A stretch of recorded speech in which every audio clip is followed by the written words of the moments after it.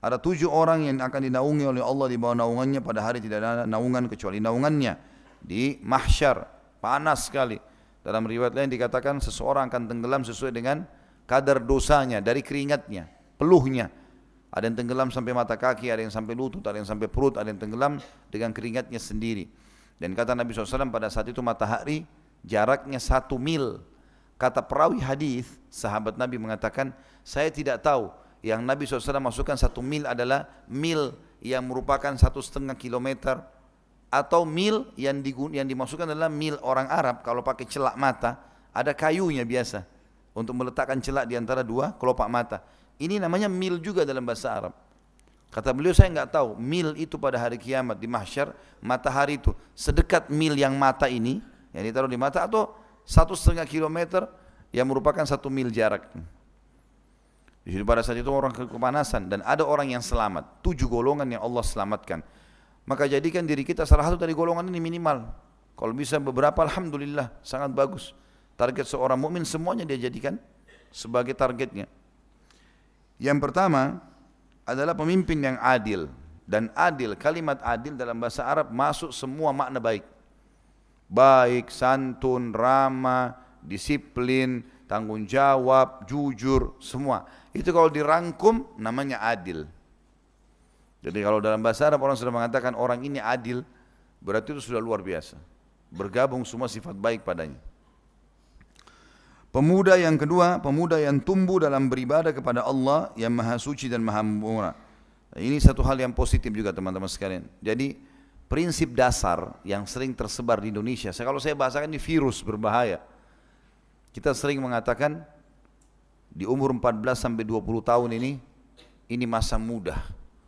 Masanya coba-coba, masa mengetes, masa puberitas, sehingga akhirnya pada saat itu mereka merusak diri mereka dengan narkotika, dengan perzinahan, dengan rokok, dengan apalah dicoba semuanya.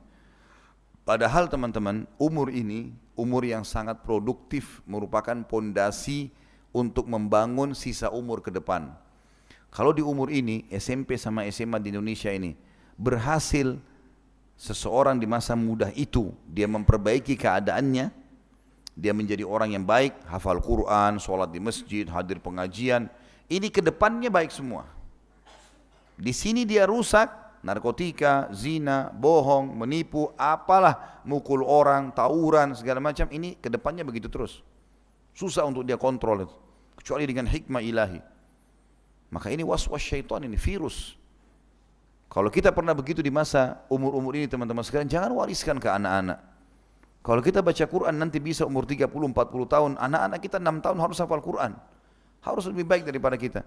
Tumbuhkan mereka dalam ketaatan kepada Allah Subhanahu wa ta'ala. Kemudian yang ketiga,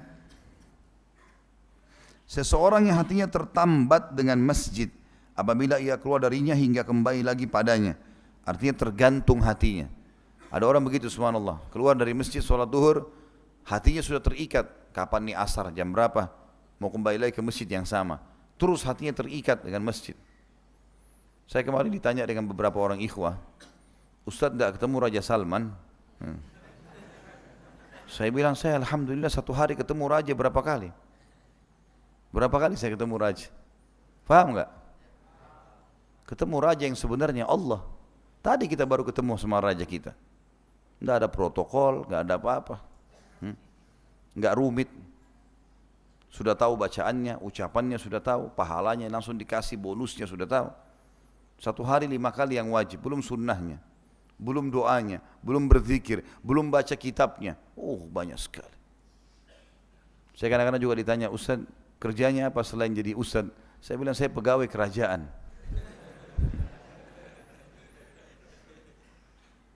Ini rumah ini masjid yang kita sedang masuk teman-teman, lebih baik daripada 1 juta istananya Raja Dunia. Ini rumahnya sang raja yang sebenarnya. Antum ini sedang diundang ke sini nih. Luar biasa ini. Orang banyak bangga datang ke Istana Merdeka, antum bangga ke Nurullah mestinya. Ke rumahnya Allah ini. Renungi itu teman-teman sekalian. Sehingga dunia ini jadi kecil buat kita. Orang kalau selalu targetnya Allah, dunia jadi kecil buat dia.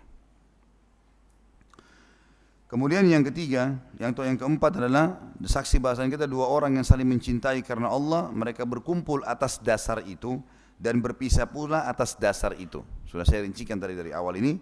Yang selanjutnya seseorang yang berzikir mengingat Allah dalam kesendirian, lalu air matanya berlinang, mengingat surga, mengingat neraka, mengingat kebesaran Allah, mendengarkan kisah orang-orang saleh, lalu dia menangis. Nah, ini orang akan mendapatkan, kata ulama, walaupun sekali seumur hidupnya, selama dia tidak kafir, kuasa Allah, rahmat Allah luas, Allah bisa berikan. Apalagi kalau dia sering mempertahankan itu. Dan tidak mungkin teman-teman kita menangis karena Allah kalau hati kita masih keras. Dan hati keras karena dosa, nggak ada yang lain. Kata Nabi SAW dalam sebuah hadis yang sahih, kalau seseorang berbuat dosa, hatinya akan diteteskan dengan bitik atau titik hitam. Kalau dia ulangi lagi, titik hitam lagi. Kalau dia ulangi lagi, titik hitam. Sampai nanti hatinya menjadi hitam kelam. Mau lihat orang tabrakan depan matanya kah, fenomena alam, longsor kah, petir, apa saja, orang hangus, terbakar, orang kena longsor, dia nggak apa-apa. Dia nggak mempan lagi, hatinya sudah keras. Berkarat ini hatinya. Bahkan dalam Al-Quran dikatakan surah Al-Baqarah bisa asyaddu kaswah, bisa lebih keras daripada batu itu. Ini bahaya. Dalam sebuah hadis yang lain kata Nabi SAW, hati itu bisa berkarat dan obatnya adalah Al-Quran. Baca Al-Quran, majlis ilmu seperti ini, melunakkan hati yang tadinya keras bisa jadi lembut. Dan kata Nabi SAW, sebaliknya kalau orang berbuat ketaatan, ibadah kepada Allah, maka Allah Azza wa Jalla akan titikkan cahaya putih di hatinya. Kalau dia ulangi lagi, cahaya putih lagi. Kalau dia ulangi lagi, cahaya putih. Sampai hatinya menjadi terang benderang. Dan bahkan sampai bisa menerangi orang yang di sekitarnya. Jadi harusnya kita lakukan seperti itu. Kalau mau menangis karena Allah, teman-teman, ini bukan direkayasa. Memang dia akan datang dengan sendirinya. Kalau antum dengarkan tentang neraka, tentang surga, tentang azabnya Allah, tidak menangis. Atau mungkin ada orang belum pernah menangis seumur hidupnya karena Allah. Ini perbanyak istighfar, teman-teman. Hati itu akan lunak. Abu Bakar itu dikenal dengan rajul bakka karena dekatnya dengan Allah. Setiap nangis, setiap nangis terus.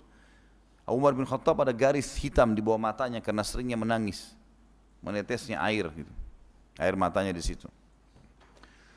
Selanjutnya adalah seseorang yang diajak untuk berzina atau maksiat oleh seorang wanita yang terpandang lagi cantik. Dan laki-laki itu berkata, aku takut kepada Allah. Di sini maknanya adalah kalau perempuan yang punya kedudukan dan juga cantik, ya ini saja dia tolak, apalagi orang yang jelek. Nah, kalau sudah cantik luar biasa, tubuhnya sempurna, putih segala macam, terpandang lagi ngajak zina gratis ditolak, apalagi kalau orang jelek, pasti lebih ditolak sama dia. Gitu. Ya. Jadi jangan bilang, oh ini kan tidak masuk dalam hadis, jelek kan, jadi nggak apa-apa.